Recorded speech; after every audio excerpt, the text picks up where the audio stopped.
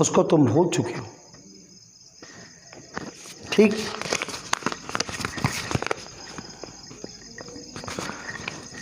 चाहे जितना तुम तैर लो दुनिया में, आत्मिक ज्ञान नहीं होगा।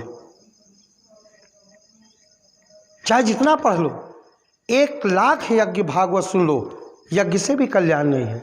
यज्ञ क्या? किसी ने अभी बताया कि वहाँ यज्ञ हुआ था, वहाँ यज्ञ हुआ था। यज्ञ क्या? विचार करो। यज्ञ से कल्याण नहीं होगा। हमारे महापुरुष, यज्ञ क्या? यज्ञ का स्वरूप क्या? सारा संसार ही भगवान का हविष्य है। एक आदमी मर रहा है, एक जी रहा है, एक वृक्ष गिर रहा है, एक तैयार हो रहा है, एक पशु मर रहा है, एक पशु तैयार हो रहा है। यही भगवान का हविष्य है। आज एक जैसे कि हमारे संत महापुरुष थे, अध्यात्म बोल रहे हैं या अन्यथा मत ले लेना। वो जंगल में रहते थे। शेर चीता बाघ को भगाने के लिए, उस समय बहुत होते शेर चीता बाघ भालू, भगाने के लिए अग्नि को जलाते थे। ठीक,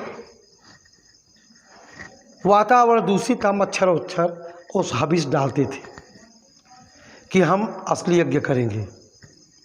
ठीक, संसार में सबसे बड़ा यज्ञ कहाँ होता है जानते हो? राजस्थान में। लोग कहते हैं यज्ञ होने से बरसात होगी, लेकिन सबसे सूखा कहाँ पड़ता है?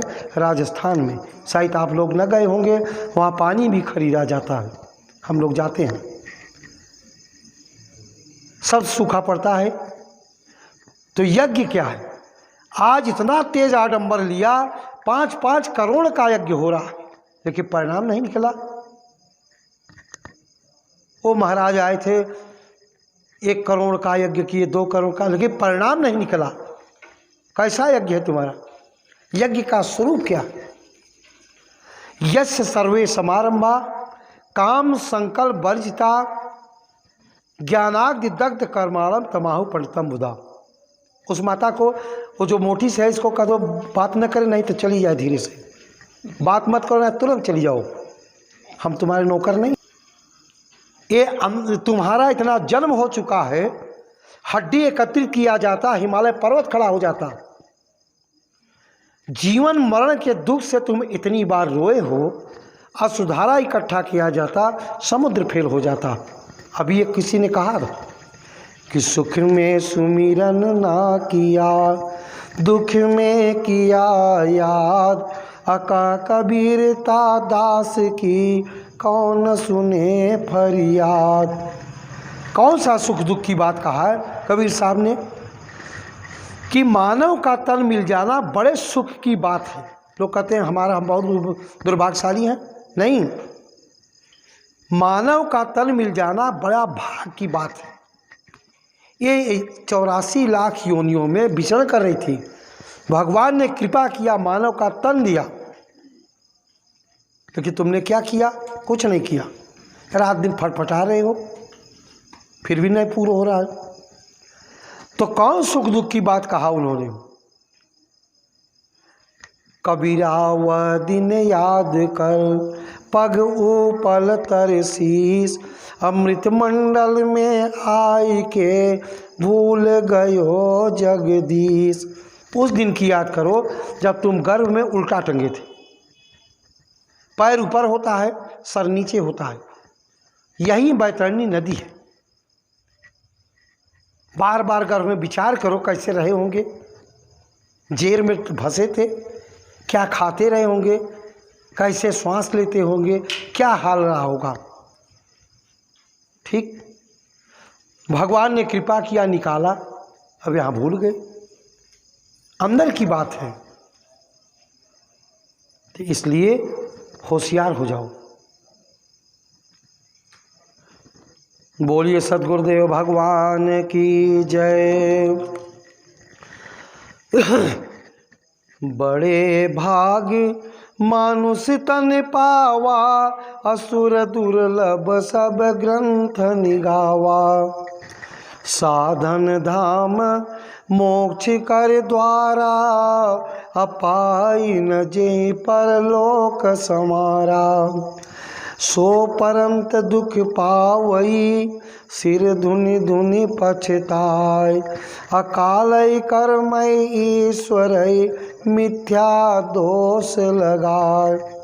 कहीं काल का दोष लगाते हैं, कहीं कर्म का दोष लगाते हैं, अपना दोष नहीं देते। इस देवताओं को दुर्लभ है, अत्यंत दुर्लभ है जो आपको मिला हुआ है। अगर चूक गए तो फिर मनुष्य बनने का चांस नहीं आएगा, और जो निगुड़ा मर गया उसका मनुष्य बनने का चांस ही खत्म हो गया। ठीक, हम थोड़ा इंतजारी करें संगीत वालों का, तब से दृष्टांत दे रहे हैं। जैसे कि इतनी कीमत की शरीर है, जैसे एक घोड़ा वाला था, घोड़े का व्यापारी था, उसके पास एक बहुत सुंदर घोड़ा था, बहुत ही सुंदर घोड़ा। वो घोड़े को बेचना चाहता था। राजा के पास गया कि राजा साहब, इस घोड़े को मैं बेचना चाहता हूँ।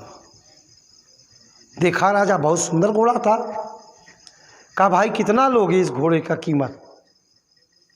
उसने कहा महाराज 1 लाख रुपया लेंगे। 1 लाख। राजा ने कहा भाई देखो 1 लाख हम नहीं दे पाएंगे, 75,000 हम दे देंगे। उसने कहा 1 लाख से 1 रुपया कम बेसी नहीं होगा। राजा ने भी कहा हम 75,000 से 1 रुपया कम ज़्यादा नहीं दे सकते। बात तय नहीं हो रही थी। राजा ने कहा जाओ भाई 1 लाख का बिके तो बेच लेना, और ना बिके तो 75,000 हम दे देंगे, चाहे जब आओगे। घोड़ा व्यापारी चला गया। कुछ ही दिन बाद आया, कहा राजा साहब घोड़ा ले लीजिए। कहा घोड़ा नहीं बिका क्या? कहा नहीं। कहा आप कितने के दोगे घोड़ा? कहा 20 रुपये में दे देंगे। 20 रुपये में। राजा हैरान हो गया, अरे अभी तो 1 लाख से 1 रुपया कम बेसी कर नहीं रहा था, अब ये 20 रुपये में देने को तैयार हो गया। राजा हैरान हुआ, कहा भाई घोड़ा कैसा है? घोड़ा ठीक है? उसने कहा हाँ महाराज घोड़ा ठीक है। घोड़ा लेटा हुआ है, न लैट्रिन कर रहा है, न पेशाब कर रहा है, न भोजन कर रहा है, घोड़ा लेटा हुआ है। राजा गया देखा तो घोड़ा मर चुका था। घोड़ा मर चुका था। राजा ने कहा 20 रुपया महंगा है, हम इसको सेत में भी नहीं लेंगे। घोड़ा तो वही था, घोड़ा वही था, कीमत किसकी थी? वो प्राण की। इसी प्रकार ये प्राण निकल जाएगा, तुम्हारी कीमत नहीं, खत्म हो जाएगी, शमशान घाट में डाल दोगे। इसलिए इसकी कीमत तभी है जब इससे भगवान का भजन किया जाए, साधना सुमिरन किया जाए। ये नहीं कहते कि तुम कुल छोड़ दो, साधु बन जाओ, घर द्वार छोड़ दो, कुछ छोड़ने की ज़रूरत नहीं है, न साधु बनने की ज़रूरत है। तुमको हम बता दें, कहीं नहीं जाने की ज़रूरत है। जो भगवान ने तुमको प्रसाद रूप में दिया उसका भोग भोगो। शादी करो, विवाह करो, किसी तत्वदर्शी महापुरुष से मिल करके ब्रह्म ज्ञान की दीक्षा लेकर घर में भजन करो। सारी समस्या का समाधान न हो जाए तो बता देना, सारी बीमारी न ठीक हो जाए तो बता देना, बीमारी क्यों आ रही है। भाई बात बहुत पक्का कहते हैं। हम भी टाइप बाबू थे, हम भी पंडित हैं, ब्राह्मण हैं, बहुत कंजूस थे उस पीरियड में। 50 पैसा दान नहीं किया था। हम स्वयं साधुओं से बड़ा नफरत था। हम बैंक बैलेंस करते थे, पैसा इकट्ठा करते थे, करते करते करते करते भाई कुछ पैसा इकट्ठा हो गया, काम करते थे टाइप बाबू का। अंत में भगवान कैसी कृपा हुई, एक जगह लैट्रिन उल्टी होने लगे, हम 7 गोली खा गए। डॉक्टर ने दिया, हम समझ न पाए, 7 गोली साथ में खा गए। आंत का ऑपरेशन हुआ, 4 बार निकाली गई, 22 किलो के हो गए। 6 महीना 10 लैट्रिन, ये इसमें कीड़ा निकलने लगे। समझ गए? इलाहाबाद, नागपुर, बम्बई, मद्रास सब फेल हो गया। 1 महीना नागपुर में रहे, सारे डॉक्टर फेल हो गए। तब भगवान की कृपा हुई, ऐसे संत मिले, साधना सुमिरन किए, 22 किलो से 1 कुंटल हो गए। तब विश्वास हमको पड़ा। ठीक, आज क्यों परेशान है बुरा मत मानना। पहले लोग दशांश दान करते थे, हमारे पूर्वज। जैसे अन्न नया पैदा होता था, उसमें से कुछ पंडितों को देते थे, तब अन्न खाते थे। आज तुम लोग वो भूल गए, अपने महापुरुषों के बताए हुए मार्ग को तुम भूल गए हो। गलत करें बताइए? दशांश दान किया जाता है, तभी धन तुम्हारा पवित्र होगा, अन्न तभी पवित्र होगा। तन से, मन से, धन से सेवा की जाती है। किसको? ये नहीं कि गलत जगह जाए। हमारे गुरु महाराज कहते थे कि धन तो सब कमा सकता है, दान कहाँ देना है ये नहीं जानता। जैसे कोई शराबी आ जाए, गंजेड़ी आ जाए, उसको भूल के दान मत करना। ठीक, जैसे कोई कथाकार आ जाए, उसको सीमा से ज़्यादा पैसा मत देना। जैसे कि आए थे आसाराम, राम रहीम, ये अपना बनाए हुए थे, खूब मौज किए। कौन बर्बाद किया? तुम लोगों ने। बाद में छीटाकसी किया, तुम लोगों ने बर्बाद किया। उसको इतना पैसा दे दिया कि फूला नहीं समाया। 5 मिनट में लक्ष्मी चली गई, चूतिया बना के और जेल चला गया। बुरा मत मानना, बात कहता हूँ खर्रा, चाहे गोली लगे चाहे छर्रा। यहाँ तुम्हारे घर में, गांव में हम चिल्ला रहे हैं 3 घंटे, बाबूजी बात पक्की कहते हैं। न हम नौकरी करते हैं, न चाकरी करते हैं, ये हमारा खेती है। ठीक, हाँ, खड़े के नागा बाबा हैं जो हम धन कमाएंगे। अभी हम दान क्यों करने गए? 33,000 हम दान करने गए थे। 3 शाही स्नान होता है, 11,000 रुपया हमको देना होता है, चाहे रुको या न रुको वहाँ। तो हम दान करके आए 33,000। अब वो दान तुम लोगों ने दिया था, हम नौकरी थोड़ी करते हैं। वो पवित्र आत्माएं खाएंगी, आप भी जाओगे खाओगे, वहाँ किसी को रोक टाक नहीं होगा, सबको मिलेगा। कितनी आत्माओं में जाएगा। और यही उन लोगों ने, आसुरी प्रवृत्ति वालों ने गलत प्रयोग किया। गलत करें बताओ? और पैसा ले डूबा। लक्ष्मी की सवारी क्या? उल्लू बना दिया, जेल चले गए। इसलिए सनातन को पकड़ो। क्या साधु तुम्हारे और लोगों से कम हैं? कभी नहीं कम हैं, आप लोग जुड़े नहीं। इसलिए भगवान ने कुछ दिया है, मेहनत की कमाई, हम लोग भी दान करते हैं। पूछिए, इतने कपड़े चढ़ते हैं, इधर का आया इधर फेंका, इधर आया फेंका। इलाहाबाद में आना है आप लोग, निःशुल्क भंडारे चलेंगे, रहने की सारी व्यवस्था होगी, तभी ये पवित्र होगा, तभी आप कल्याण होगे। कल्याण साधना तभी मिलेगा जब कुछ दान करोगे, अन्यथा हो नहीं सकता। हाँ भैया जी आ जाएं, अब संगीत से शुरू हो। सारी दुनिया संगीत चाहती है। धीरे धीरे रानी चुड़ाला को आत्मज्ञान हो गया। रानी चुड़ाला को वो साधना सुमिरन में हर समय लीन रहती थी।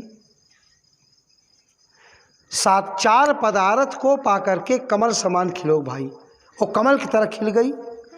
एक दिन राजा सिखिद्वत उसको ध्यान से देखा, ऐसी सुंदरता कभी नहीं देखा था। पूछा, रानी भद्रे, आज हम क्या देख रहे हैं? ऐसी रूपवती, ऐसी सुंदरता, ऐसे चमक आज तक कभी नहीं देखा। अपने पत्नी को कहा, क्या तुमने किया? क्या कोई औषधि का सेवन किया? क्या यज्ञ अनुष्ठान किया? कि कोई दवा खाया? क्या बात है? ऐसी दिव्यता हमने आज तक नहीं देखा। बताओ। रानी चुड़ाला ने कहा, न मैंने दवा खाया, न यज्ञ अनुष्ठान किया, कुछ भी नहीं किया।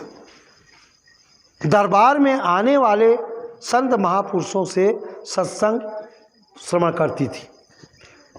श्रवण करते करते हमको आत्मज्ञान हो चुका है।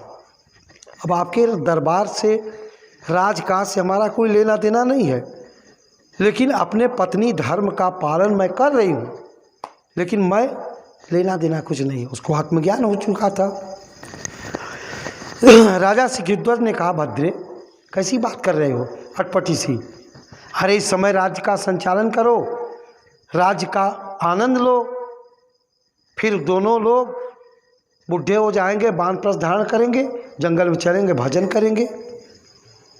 लेकिन रानी को तो आत्मज्ञान हो चुका था। धीरे धीरे समय बीतता गया। कौन ऐसा नहीं है बाद में भगवान शरण में न जाए? जब तक जवानी है नहीं जाता, जरूर जाएगा। धीरे धीरे समय बीतता गया। राजा सिकिंदर ने रानी चुड़ाला से कहा, देखो अब तुम राज्य का संचालन करो, अब मैं भगवान का भजन करने जंगल में जाऊंगा। रानी चुड़ाला मना किया, अभी मत जाओ, अभी जंगल में जाने की अवस्था नहीं है, आप यहीं रहो। फिर दोनों लोग चलेंगे, फिर वहाँ भजन करेंगे। जाने नहीं दे रही थी रानी चुड़ाला। एक दिन राजा सिकिंदर सैया पर लेटे थे, 12 बजे रात उठे, राजसी वस्त्र का परित्याग किया, दंड कमंडल लेकर संत का भेष बनाकर चलने लगे, जंगल की ओर जाने लगे। रानी चुड़ाला की निद्रा टूटी, देखा राजा सैया पर नहीं है। जाके देखा राजा साहब सन्यासी का भेष बनाए जंगल की तरफ चले जा रहे थे। रानी चुड़ाला ने कहा, जाने दो, अगर इनको वैराग्य उत्पन्न हो गया तो जाने दो, जो पथ वियोग मिलेगा हमको हमारे प्रारब्ध की देन होगी। रानी चुड़ाला वापस आ गई और राज्य का संचालन अपने हाथों में ले लिया। समय बीत गया, बहुत बीत गया। रानी चुड़ाला ने सोचा, चलो देखते हैं कि इनका वैराग कितनी अवस्था में है। रानी चुड़ाला ने सोचा कि मैं इसी रूप में जाऊंगी तो राजा का निगाह यही पड़ेगा कि हमारी रानी है। आप लोग कहते हैं ना कि घर की मुर्गी साग बराबर। उसने कहा ऐसा जाना ठीक नहीं है। रानी चुड़ाला ने योग का आश्रय लिया। इसमें रिद्धि सिद्धि है, अभी तुम लोग जानते नहीं, आज कुछ बहुत कुछ बताएंगे, ध्यान सुनिए। संगीत आ जाए थोड़ा से, कि तुम लोगों ने लेट किया नहीं, हम तब तुम्हें चलना शुरू कर देते, ये तुम्हारी लोगों की कमी है। उसने रिद्धि सिद्धि का सहारा लिया। इसमें रिद्धि होता है, सिद्धि।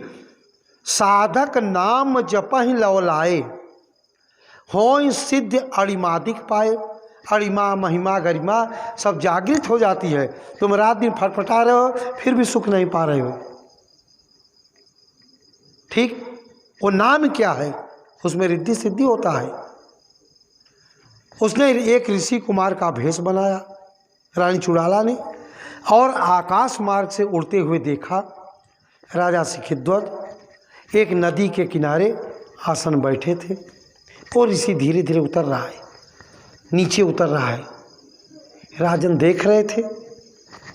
जैसे ऋषि नीचे आया, राजा उठे, साष्टांग दंडवत प्रणाम किया और कहा, प्रभु आसन ग्रहण करिए।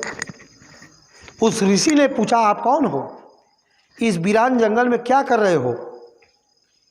उसने कहा, मैं इस राज का राजा सिकिंदर हूँ, विषय विकारों से ऊब करके यहाँ भगवान का भजन करने आया, लेकिन प्रभु मन नहीं लग रहा है, प्राण कुंठित हो रहे हैं, बहुत दुखी हूँ।